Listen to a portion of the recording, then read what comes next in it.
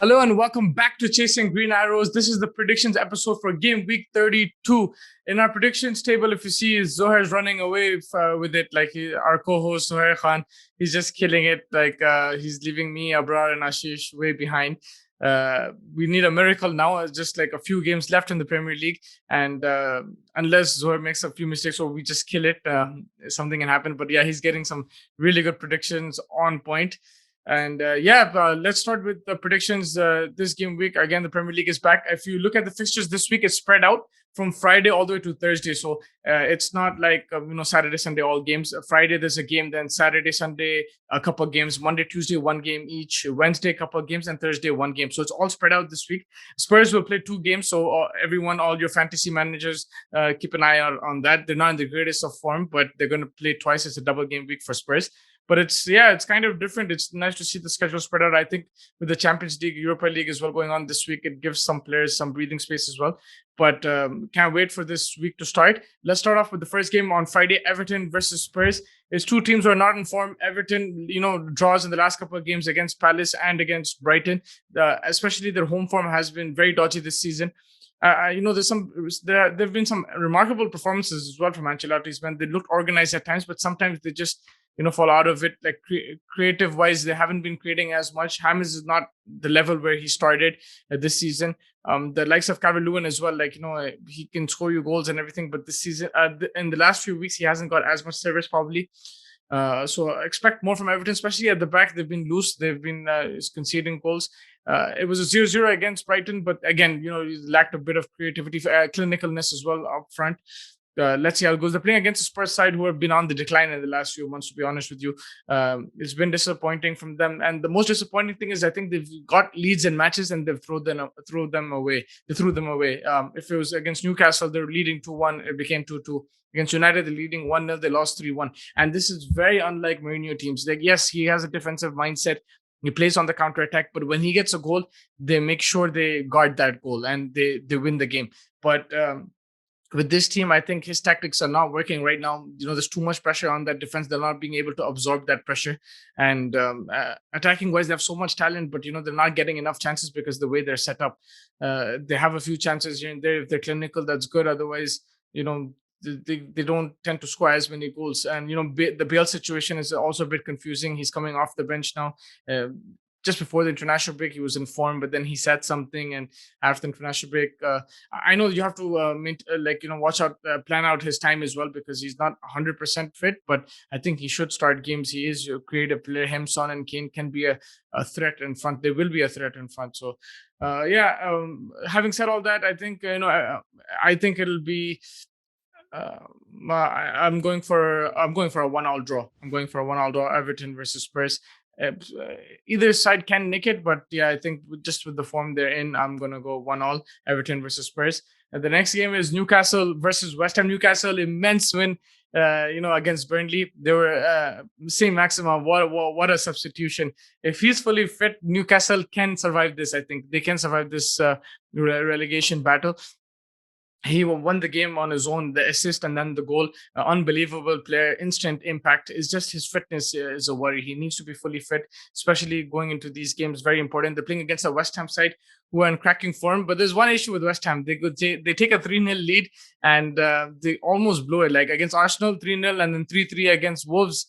It became 3-2 against Leicester. They're winning 3-0 and became 3-2 again. So something happens to West Ham's defense in the second half. First half, they keep a clean sheet, they score the goals, everything is rosy, and then suddenly they get the other team back into play. I think they need to focus more, concentrate a bit more in the second half. I don't know what's the update on Cresswell's injury. He was subbed off in the last game, but I think West Ham need to focus a bit in the second half. Now, having said that, I think they have a lot of quality. Jesse Lingard is having the season of his life right now. Unbelievable form. He's scoring goals left, right, and center.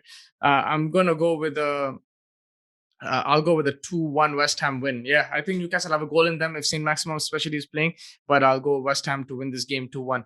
And then moving on to Wolves versus Sheffield. Sheffield, poor form. They again, the relegation is inevitable. You can't do much with this team right now. It's unfortunate. They were really good last season. And yeah, they lost 3-0 to Arsenal. Wolves, on the other hand, they have injuries and everything, but they're hanging on. They got the result last week as well. They won 1-0. It was a last minute goal from Traore against Fulham. So that was good to see. Wolves, they have injuries, but somehow Nuno manages to cook something up. They're playing against Sheffield, so they'll fancy themselves. There's an injury there as well. I think Neto is injured, if I'm not mistaken. That's going to be a big miss for Wolves. Let me just check that for you. But if he is injured, that's again another. It's going to hamper them. Yes, it is Pedro Neto. He's going to be. He looks like he'll be out for a few games. They're saying couple months. So let's see how that goes. I think that's going to be a big miss. Oh, how can Nuno replace him? What will he do? What are the tactics for this game? But I think you should be comfortable in this game. I'm going to go with 2-0 to Wolves against Sheffield. And then moving on, Arsenal versus Fulham. Arsenal will get a lot of confidence against Sheffield that game. But yes, it is Sheffield, but still they get the confidence. Lacazette is in really good form. Aubameyang is a bit of a worry. Saka has been injury prone as well in the last few weeks. They'll want to have their full squad back. I think a lot will depend also on that Europa League game. If they win that game going into this game, they'll get a lot of confidence, and I think they can beat Fulham either way. But that Europa League game is, I think that's what the focus is. So I think they're gonna play the full strength squad there. What type of team do they play against Fulham? I'm not exactly sure yet. Arteta has a tendency to rotate as well. So yeah, I'm still gonna think Arsenal's gonna win this game. I'm gonna go with the 2-0 Arsenal win, convincing win, I think. And then moving on to Man United versus Burnley. Man United in really good form. They won the last 3-4 games on the trot. Yeah, they're looking good to secure that top 4 spot for sure. Some tricky games like City, like West Ham, like Spurs that they've gone through and they won. The Brighton game was a bit tricky on the pitch, but they won that as well. They're looking good now for top 4. They're in good form. Bruno, like last few games have been a bit quiet, but the likes of Pogba has stepped up, Greenwood has stepped up, Cavani has stepped up. So it's good. They're taking the pressure off Bruno Fernandes, and I think it's been a long season for him as well. It's been a good season for United. They probably they won't win the league, but if they can secure second place, they'll be happy with that for now. And I think it's a good improvement from last year, from third to second, and they can take it from there. But yes, there's a lot of room for improvement, especially they go a goal down and they have to fight back every time. It shows immense character, but I think they'll want to make wins a bit more easier. They've lost a few they've dropped a few points like that as well with silly mistakes. So even against Tottenham, you saw a silly mistake there from Lindelof. So they'll want to be a bit more consistent in their defense. They've shown that they can keep the clean sheets. They need to show consistency. I think Henderson as well has been a revelation as goalkeeper. Has been really good. They're playing against a Burnley side who are not in the greatest of forms. They started off really well in the season. They were a tough team to beat, but now they're conceding goals. Yes, they are scoring goals, but when they're getting these, they're conceding, and which is not like Burnley. Their defense is normally solid, very well organized as Sean Dyche's teams, but it's been a bit poor in the last few games. They'll have to buckle up. They'll fancy going to Old Trafford. Last few years they've done well, but it's going to be a difficult game for them because the problem is if they can defend well and then they can nick a goal here and there, that'll give them that advantage. But defense is the key. Can they defend well? I think it's going to be United win. I'm going to go 3-1 to Manchester United at Old Trafford. And then moving on, Leeds versus Liverpool. Leeds have been fantastic. That win against Man City, they'll be over the roof right now. It's unbelievable with 10 men to beat City like that, the favorites to win the Premier League. Is just crazy, a wonder effort by them. Super heroic effort. Dallas was insane. They're playing against Liverpool. Liverpool last few games in the Premier League have been much better. They've gotten the results. Against Villa, it was a bit tricky. Some decisions not going their way, but this is going to be a strength test for them. It was 4-3 in the reverse fixture, so plenty of goals again, I think, on the offer. I'm kind of biased in this kind of fixture against Liverpool. So I'm going to go with a 2-1 Leeds win. But Liverpool are, they're picking up, I think, in the Premier League. And that top 4, they know that they need to work for that. And I think they'll give it their best. Right now, they're, going against Chelsea in that race. But I think if they can win a few more games, they can sort of get closer to that 4th spot. So it's a huge game for Liverpool. Leeds have won a few, 2-3 games on the trot. They'll be going in confident as well. Plenty of goals, I think. I'm going with 2-1, but it could be more as well. So it'll be for either side. I'm going 2-1 Leeds, though. But yeah, it's going to be a great game of football. And then moving on to the next game, Chelsea versus Brighton. Chelsea have been mixed bag, recently, but They lost in the Champions League against Porto as well, but 1-0. But they won the tie on aggregate.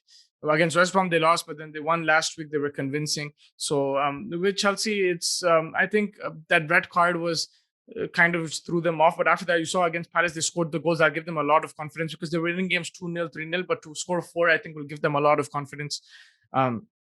Again, Pulisic looks in very good form as well for them. The likes of Havertz clicking. They still need Werner to score goals. Still waiting on that. Let's see how it goes. They're playing against a Brighton side who have been very tough, to beat. They've caused problems even for United at Old Trafford. They've caused a lot of issues even for Everton. It's not easy to beat them. They haven't had the fixtures they haven't had the results on their side. Brighton have been very unlucky in instances, conceding last-minute goals and stuff like that. But overall, I think they've done a really, really good job Brighton this season. They should stay up. I think they deserve to stay up. This game is going to be a tricky one for Chelsea. They should be able to win it. They need to win it for the top 4 race. But I think Brighton might have a goal in them, so I'm going to go 1-1 draw. But it could go either way. I think Chelsea with the top 4 they will be looking at this game, and they're through to the Champions League as well, semi-finals. So they'll have an eye on that, but they'll really want to make top 4. So I think they'll want to win this game. And then moving on, Spurs again. This is the second week of the game week 32. They're playing Southampton. They're going to be at home this time. Southampton been on and off. They've got players back. The likes of Danny Ings are back, slowly getting some match time. But they were very poor against West Brom. They got hammered 3-0. They didn't score any goals. Lacked creativity. Defensively, made a lot of errors. And they're going to struggle against the Spurs side. Even though Spurs are not in form, I'm still going to back Spurs to win this 2-0. And then moving on to the next game, Villa versus Manchester City.